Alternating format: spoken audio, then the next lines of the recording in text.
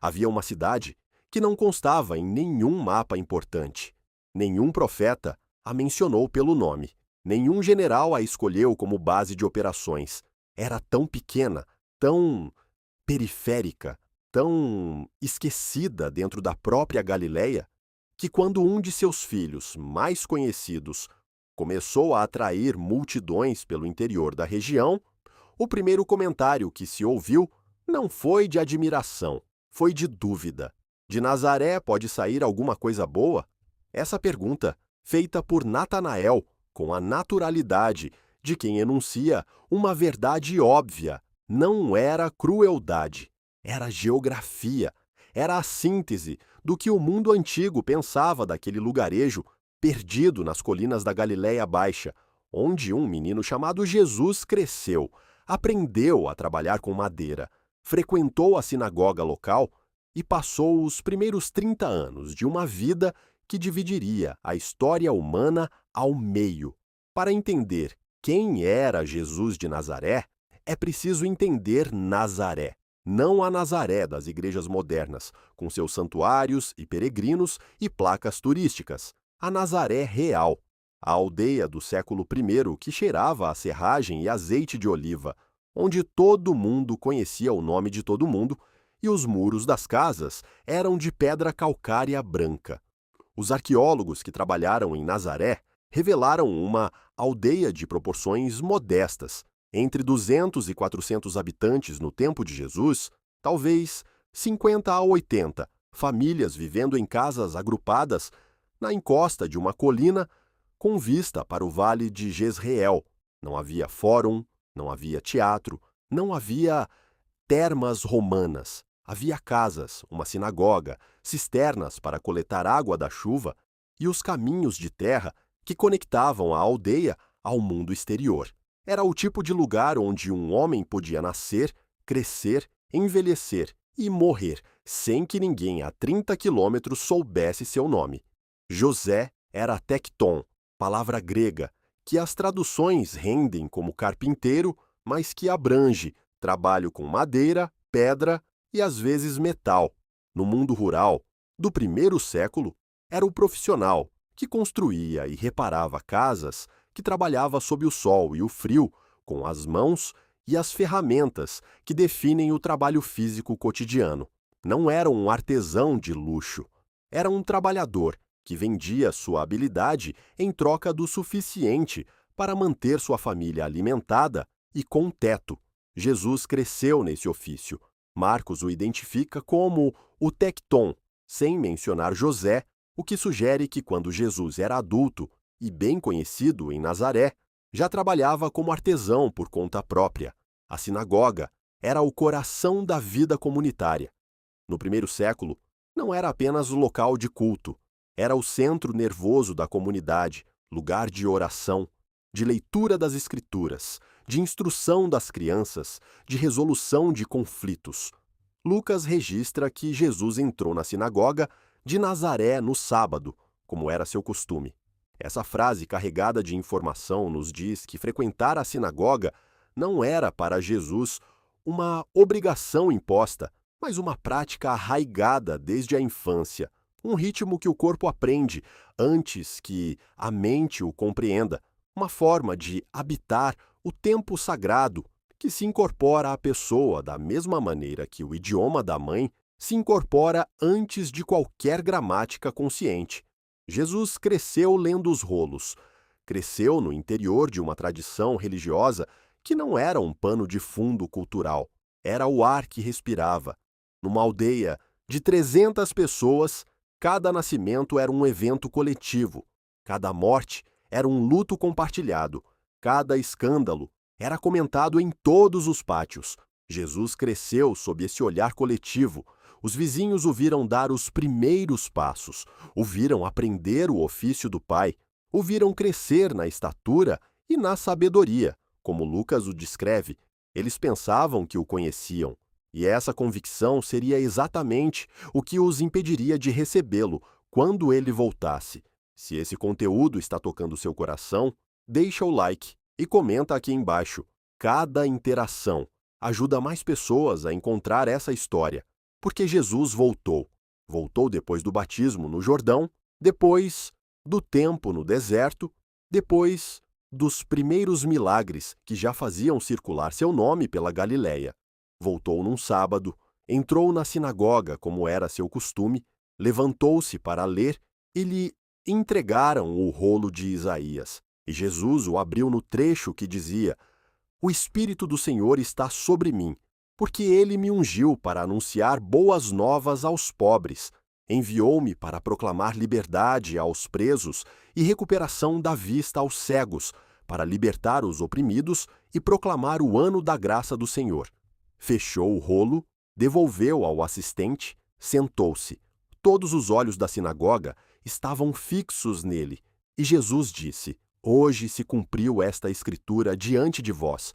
Lucas registra que todos lhe davam testemunho e se maravilhavam das palavras graciosas que saíam de sua boca e diziam: "Não é este o filho de José?"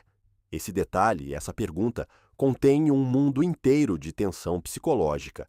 Havia nos rostos daqueles nazarenos algo que misturava admiração e resistência, assombro e desconfiança. Reconheciam o impacto das palavras, mas não conseguiam separar o que ouviam da imagem fixada desde a infância. O filho de José, o Tecton, o menino que conhecemos.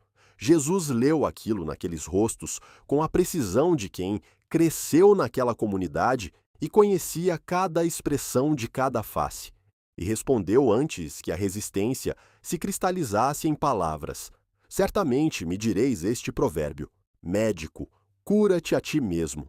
E acrescentou, com uma clareza que não deixava espaço para a ambiguidade confortável: "Em verdade, vos digo que nenhum profeta é bem recebido na sua pátria." Depois invocou 2 episódios do Antigo Testamento que eram precisamente os que aqueles nazarenos menos queriam ouvir.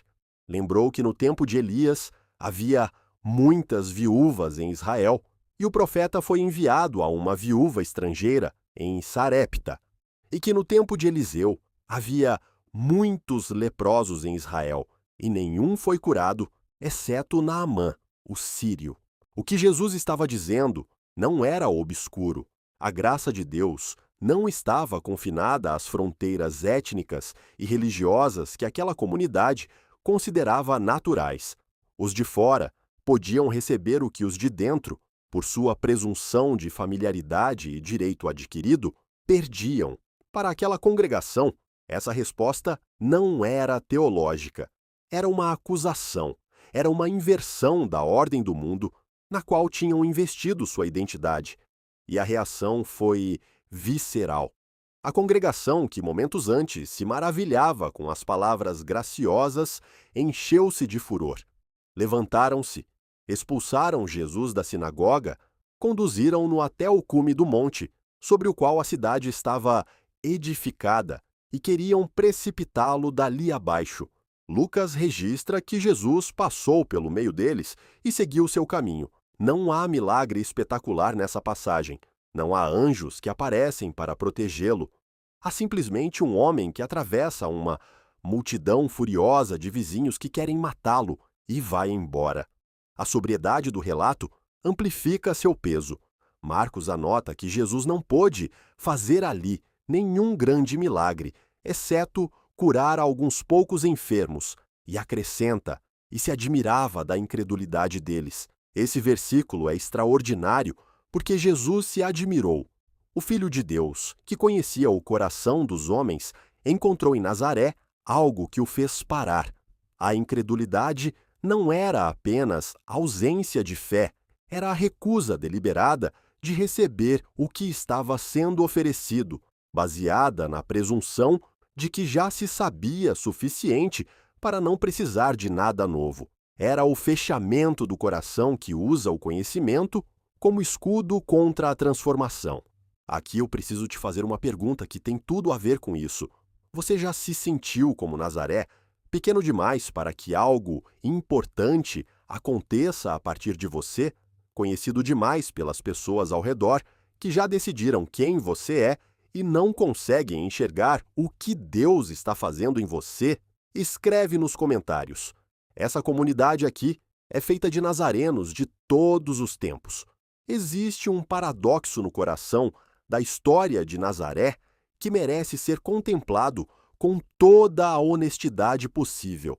A cidade que mais tempo passou com Jesus foi a que menos o reconheceu. A comunidade que tinha mais dados, mais anos de convivência direta, mais observações acumuladas para avaliar quem era aquele filho de José, foi exatamente aquela que chegou à tentativa de assassinato. E, ao mesmo tempo, a cidade que o mundo ignorava, que não aparecia em nenhum mapa estratégico, que carregava a reputação de não produzir nada bom, foi a cidade que Deus escolheu. Não Jerusalém, com seu templo e seus sacerdotes. Não Séforis, a capital regional a 1 hora de caminhada. Nazaré, a aldeia sem importância, o lugar que não constava nos mapas. Há algo muito deliberado nessa escolha que o apóstolo Paulo articula décadas depois. Deus escolheu as coisas fracas do mundo para envergonhar as fortes. Escolheu as vis, as desprezadas, as que não são, para reduzir a nada as que são. A escolha de Nazaré não foi acidental. Foi uma declaração teológica feita na linguagem da geografia.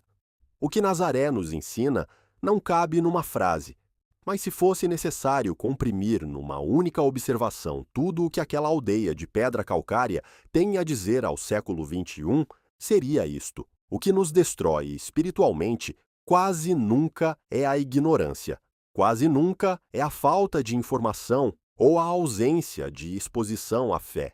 O que nos destrói é o oposto, é a ilusão do já sei. É a convicção de que a familiaridade com as formas religiosas equivale ao encontro com a realidade que essas formas apontam.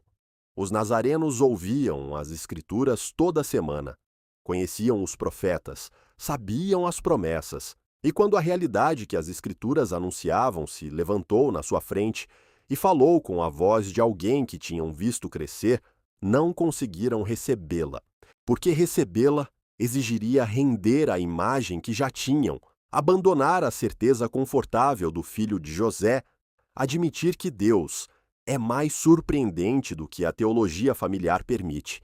Jesus deixou Nazaré e foi para Cafarnaum. Lá faria seus milagres mais espetaculares, chamaria seus primeiros discípulos, curaria multidões. Cafarnaum recebeu o que Nazaré recusou. Os evangelhos não registram que Jesus voltou à sua cidade natal com sucesso. A escolha de Nazaré ficou, e isso é parte do registro honesto, que o Novo Testamento preserva sem suavizar. Nem todo encontro com Jesus termina em conversão. A liberdade humana de recusar é tão real quanto a liberdade de receber, e Deus a respeita com uma seriedade que é, no fundo, o respeito supremo que o amor tem pela autonomia da pessoa amada. Nazaré escolheu, e Jesus honrou essa escolha saindo. O que saiu de Nazaré continua saindo, continua cruzando o meio das multidões que tentam pará-lo e seguindo seu caminho. Continua escolhendo o que o mundo despreza para fazer envergonhar o que o mundo admira. E continua perguntando, com aquela voz que os nazarenos reconheceram, mas não quiseram receber: você vai receber o que estou oferecendo? Ou já sabe demais para precisar de mim? Se esse percurso por Nazaré tocou algo em você, não guarde só para si. Tem alguém na sua vida carregando a crença de que Nazaré não produz nada bom, de que o lugar onde está, o ponto de partida que tem, a história que viveu, são obstáculos para que Deus faça algo. Compartilhe esse vídeo com essa pessoa. Inscreva-se no canal para continuar essa caminhada juntos toda semana, pelas profundezas da palavra e da história bíblica. E deixa seu comentário aqui embaixo, porque cada palavra que você escreve pode ser exatamente o que alguém mais precisava encontrar hoje.